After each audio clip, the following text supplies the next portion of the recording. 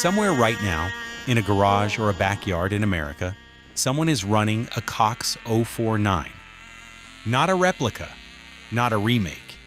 The original, machined in Santa Ana, California, in 1964 or 71 or 78. It's still running. The company that made it stopped production in 2009. The engine doesn't care. Because when something is built right, truly, obsessively right, it doesn't stop working just because the people who built it stopped caring. This is the story of how they stopped caring. Leroy Cox, everyone called him Roy, had one operating rule: make it right. Everything else follows from that. He designed his own manufacturing equipment from scratch, not modified commercial machines, custom built for one purpose: tolerances no off-the-shelf lathe could deliver. He did it again for every gauge and checkpoint before a part moved forward. No commercial manufacturer could hold what Cox was holding. That advantage lived in those four walls, in the machines, in the men who ran them. The machines could be moved. The men who ran them couldn't. That distinction didn't matter yet. It would. By the mid-1960s, Cox had 250,000 square feet of factory space, and an engine trusted by a generation of American fathers handing them to their sons. There was a moment every kid who wanted one knew, standing in the hobby shop, Cox box on the shelf. You pick it up, heavier than you expected. It rattles with machined metal inside, built to outlast you. That moment was Roy Cox's actual product. Not just the engine, the trust. That kind of trust isn't built in a boardroom. It's built in decades of never once cutting the corner that mattered. Walt Disney understood what Cox had built. In 1958, the flight circle at Disneyland, right there in Tomorrowland, started running Cox-powered planes on the hour, every hour. They got that contract because Cox engines started reliably. In front of 1,000 tourists, that mattered more than anything else.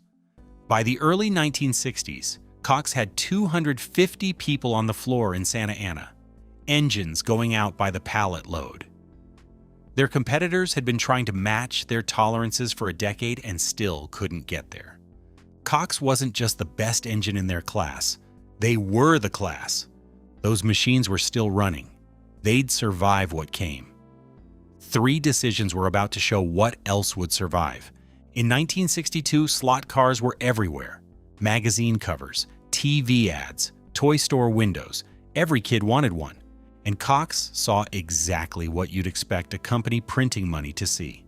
More money, faster money. They set up full manufacturing in Hong Kong, plastic injection molds, scale bodies, track systems built to compete directly with the market leaders. Cox wasn't just going to sell into the slot car boom, they were going to dominate it, and they brought real precision to it. Dune buggies, Le Mans racers, better motors than most. That was the trap. Quality doesn't protect you from a fad. Here's the thing about any craze. You can never see it ending from the inside. In 1967, the slot car market collapsed, almost overnight.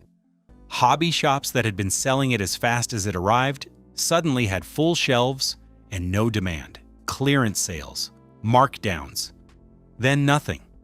Cox was holding warehouses full of inventory that nobody wanted.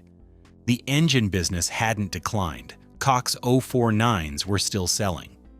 But the cash flow hit was real. And when a company built on precision finds itself exposed, the instinct changes. You start protecting cash instead of protecting quality. Small cuts, quiet compromises, just enough to signal that the men making decisions no longer understand what they're protecting. And then it got personal. In 1968, Roy Cox's wife Myrtle passed away. His health was failing. After 24 years building his empire out of nothing, he was done. Decision number 1 wasn't just the slot car bet, it was what that bet made possible. It weakened a man who'd never once been weakened, and it opened a door that was never going to close again. Subscribe if you're still with me. We have something to offer you. If you'd like to purchase a Cox engine, head over to coxengines.com and use the coupon code YES10 for a 10% discount on your first order. Look out for the link in the description. Back to the story. Decision number 2 is where it really falls apart. In 1969, Roy Cox sold to Leisure Dynamics, Inc. They made yo-yos, walkie-talkies, kites. They weren't engine people. They were business people looking for a deal. To Leisure Dynamics, Cox was exactly what their spreadsheet said: a profitable brand in a growing hobby market. What the spreadsheet couldn't measure was the effect Roy leaving would have. Think about what walked out the door when Roy walked out. A culture, a set of values, 24 years of operating philosophy. You can sell machines, molds, the name on the box, but you can't sell what those men knew. The machinists who'd worked those lathes for 15 years, who understood how a machine behaved in August humidity versus January cold, who could feel in their hands when a tolerance was holding and when it wasn't. That knowledge didn't live in any manual. It lived in those men, and Leisure Dynamics couldn't buy it. In 1971, Leisure Dynamics split the company in two. Plastic airframe manufacturing moved to Minnesota. Engine machining stayed in California. On paper, it looked like efficiency. From inside the factory, it was something else entirely. For 20 years, Cox's edge came from integration. Engine and airframe designers under the same roof, catching problems before they shipped. Now those conversations happened by telephone, months apart, between people who'd never stood next to each other at a workbench. When you split the people building the engine from the people designing around it, you've already started losing the product. Not all at once, just one missed conversation at a time. By 1980, Leisure Dynamics filed for bankruptcy. They'd acquired Airtronics, spread the Cox name across kites and radio-controlled products, and spent the brand faster than they earned it. And Cox went down with them. But here's the part most people don't know. The engineer who designed the Babe B in 1956, Bill Selzer, bought Cox out of bankruptcy with local investors. He'd built the engine. He'd watched others run it into the ground for 15 years. When they finally broke it badly enough, he bought it back. Selzer returned manufacturing to California. For a decade, Cox felt like Cox again. To understand what that took, you have to understand what he walked back into. The machinery was still there. The building was still there. But Leisure Dynamics had spent over a decade treating Cox like a brand to manage, not a precision operation to maintain. The discipline had slipped. The institutional knowledge had scattered. Selzer didn't just restart production, he rebuilt the standard, brought the right people back, spent years quietly restoring what the previous owners had let erode. The hobbyists who followed Cox closely can tell the difference between an engine made in California under Selzer and one from the Leisure Dynamics years. The fit is tighter. The compression is right. The engine starts the way a Cox engine is supposed to start. That's what putting it right actually looks like. But Selzer couldn't hold it forever. In 1996 came the decision that would finish it. In January 1996, Estes Industries, a model rocket company, purchased Cox Hobbies. They bought it for the name.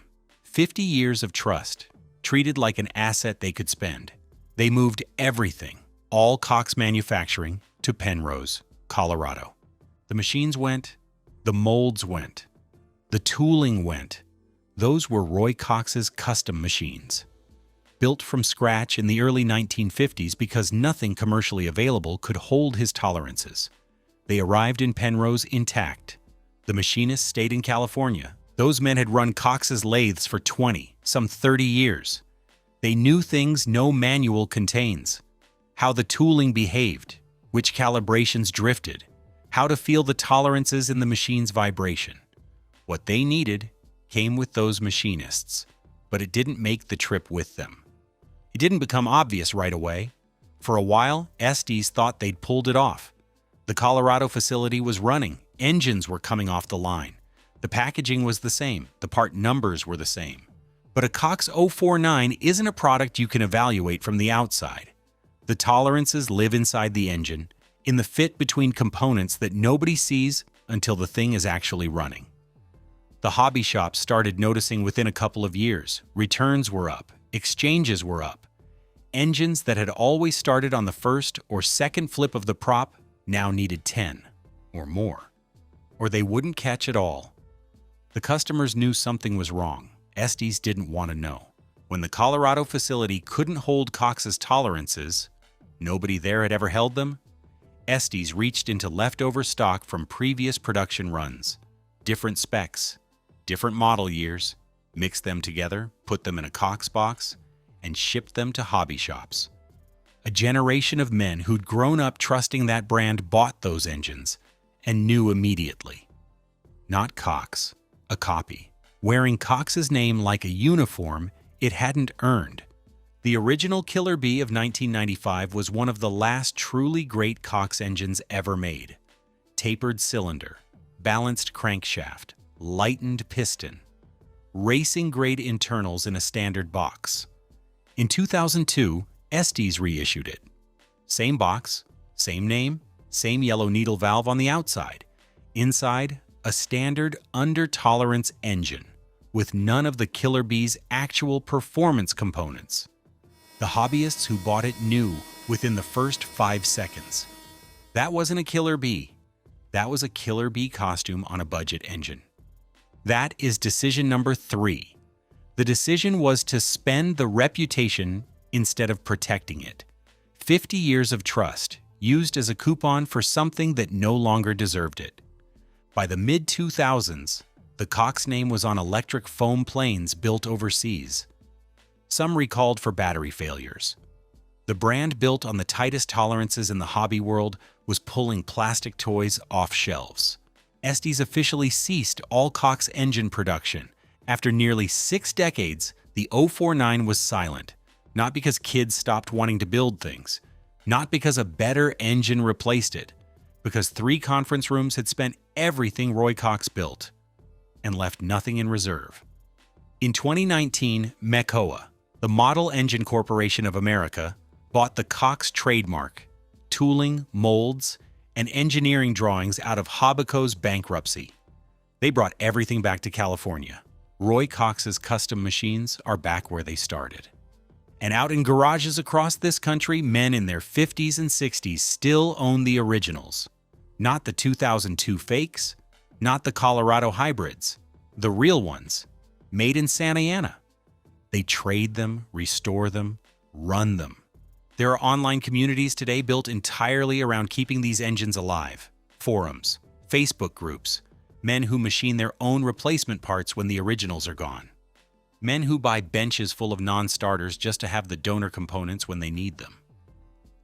Roy Cox died in 1981, long before the internet made it possible for any of these people to find each other. But the engine he built is what brought them together. A precision machine sold for a few dollars in the 1960s, and it's still generating community 60 years later. They brought everything back to California. That's a product. Because a piece of metal made to Roy Cox's standard in 1962 doesn't stop working just because the company stopped caring. That's what real precision manufacturing does. Done right, it outlasts everything.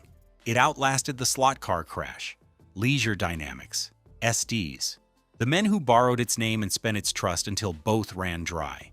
What makes this story worth telling isn't the engine, it's the pattern. A great American product built on expertise, sold to people who recognize the value but not the source. Stripped to the name. That pattern didn't start with Cox. It didn't end with Cox either. 3 decisions ended the company. But somewhere right now in a garage or a backyard in America, someone is running the engine. Still running. Still unstoppable.